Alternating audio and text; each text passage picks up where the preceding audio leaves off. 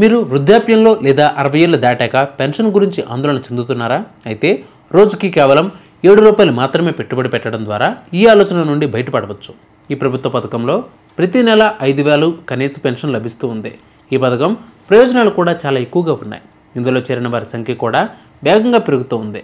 గత సంవత్సరంలోనే 1.17 కోట్ల మంది ఈ అటల్ పెన్షన్ పథకంలో చేరారు అంటే అర్థం చేసుకోవచ్చు. అలాగే ఈ పథకంలో చేరిన మొత్తం సంఖ్య 7.60 లక్షల కోట్లు దాటింది. అటల్ పెన్షన్ యోజన గత ఏడాది 2024-25 ఆర్థిక సంవత్సరంలో 1.17 కోట్ల మంది ప్రజలు అటల్ పెన్షన్ పథకంలో చేరారు.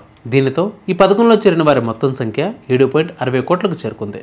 అంటే ఈ పథకం కింద ఉన్న మొత్తం పెట్టుబడులు 44,780 కోట్లకు పైగా పెరిగాయి. ఇప్పటి వరకు దీనిపై సగటు వార్షిక రాబడి 9.11% ఉంది. ప్రత్యేక విషయం ఏమిటి అంటే PFRDA ప్రకారం 2024-25లో ఈ స్కీమ్లో చేరిన కొత్త వారిలో 55% మంది మహిళలే. అటల్ పెన్షన్ యోజనలో ప్రత్యేకత ఏంటి అనేది తెలుసుకుందాం. ముఖ్యంగా అసంఘటిత సెక్టర్ కోసం ప్రారంభించిన APY కింద ప్రజలు 60 సంవత్సరాల వయసు నుండి వారి ప్రతి నెల పెట్టుబడిని బట్టి నెలకు 1,000 నుండి 5,000 వరకు ఖచ్చితమైన పెన్షన్ పొందవచ్చు. ఒకవేళ పెన్షన్దారుడు మరణిస్తే ఈ పెన్షన్ అతను లేదా ఆమె జీవిత భాగస్వామికి ఇస్తారు. అలాగే జీవిత భాగస్వామి కూడా మరణించినట్లయితే 60 సంవత్సరాల వయసు వరకు కట్టిన పెన్షన్ మొత్తాన్ని నామినీకి తిరిగి ఇచ్చేస్తారు. అటల్ పెన్షన్ పథకాన్ని ఎవరు పొందవచ్చు అనే విషయాలు ఇప్పుడు తెలుసుకుందాం.